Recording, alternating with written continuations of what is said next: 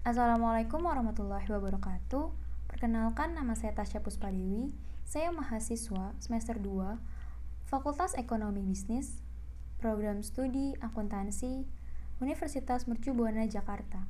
Tujuan saya membuat video ini yaitu untuk memenuhi tugas besar 2 mata kuliah kewarganegaraan. Yang akan saya bahas yaitu dampak COVID-19 terkait geopolitik dan geostrategi di Indonesia.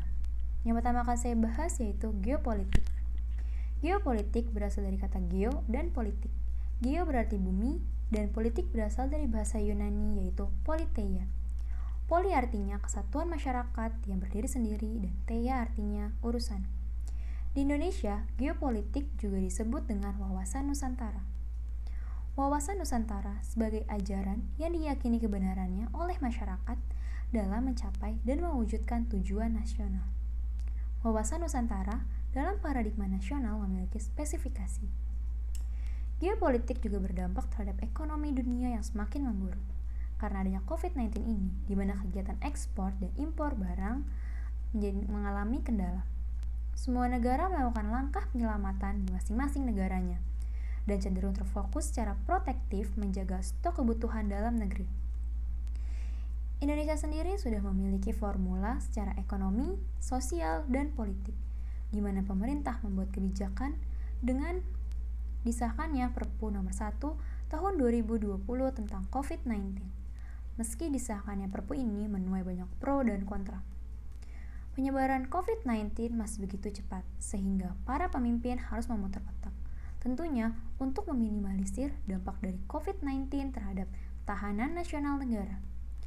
Segala macam cara dan upaya telah dilakukan. Salah satunya dengan kebijakan lockdown atau menutup diri dari dunia luar. Indonesia merupakan salah satu negara yang terdampak COVID-19 dengan keberadaan pasien yang dinyatakan positif COVID-19 pada awal bulan Maret 2020. Berdasarkan data resmi pemerintah melalui Kementerian Kesehatan, jumlah pasien positif COVID-19 terus mengalami kenaikan yang cukup signifikan.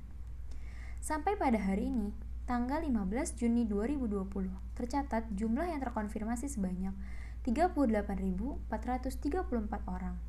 Jumlah yang dirawat sebanyak 21.961 orang. Jumlah pasien sembuh yaitu 14.339 orang dan 2.134 orang dinyatakan meninggal dunia. Melihat kasus tersebut, maka pemerintah Indonesia melalui Presiden Joko Widodo mengumumkan status penyebaran COVID-19 sebagai bencana nasional dan meminta masyarakat untuk mengikuti himbauan pemerintah untuk bekerja, belajar, dan beribadah di rumah. Yang terpenting adalah melakukan social distancing atau membatasi interaksi sosial serta menjaga jarak untuk memutus rantai penyebaran COVID-19 ini. Yang selanjutnya yaitu geostrategi. Geostrategi merupakan strategi dalam memanfaatkan konstelasi geografi negara Indonesia untuk menentukan kebijakan, tujuan, dan sarana-sarana untuk mencapai tujuan nasional bangsa Indonesia. Geostrategi Indonesia memberi arahan tentang bagaimana merancang strategi pembangunan guna mewujudkan masa depan yang lebih baik, aman, dan sejahtera.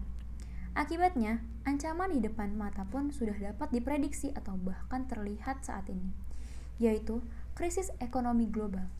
Hal ini disebabkan karena sebagian besar negara telah menetapkan pembatasan ruang gerak baik orang ataupun barang dari dan ke luar negeri. Imbasnya aktivitas ekspor-impor pun terhenti dan sudah barang tentu pendapatan devisa negara pun pasti menurun. Selain itu, penyebaran COVID-19 begitu masifnya membuat keuangan negara-negara di dunia, termasuk Indonesia, mengalami gangguan dan berada dalam kondisi yang memprihatinkan. Hal ini dikarenakan sebagian besar keuangan negara harus dialokasikan untuk menghentikan virus mematikan tersebut.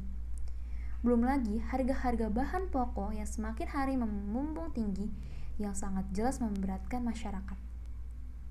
Tak kalah peliknya, banyak masyarakat yang terpaksa kehilangan pekerjaannya sementara akibat dihentikannya operasional tempat mereka mencari nafkah. Dalam perspektif geostrategi atau ketahanan nasional, daya tahan kita sebagai bangsa sedang diuji, mulai dari ketangguhan masyarakat dalam menyiapkan kondisi kesehatan yang prima untuk bertahan melawan COVID-19 sehingga sangat mempengaruhi kehidupan untuk kedepannya.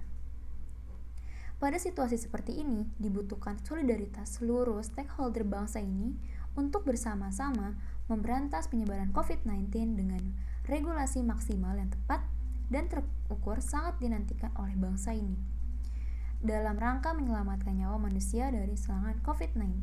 Semoga COVID-19 ini segera berakhir dan perekonomian mulai membaik lagi seperti sedia kala. Cukup sekian dan terima kasih. Mohon maaf apabila ada salah-salah kata. Wassalamualaikum warahmatullahi wabarakatuh.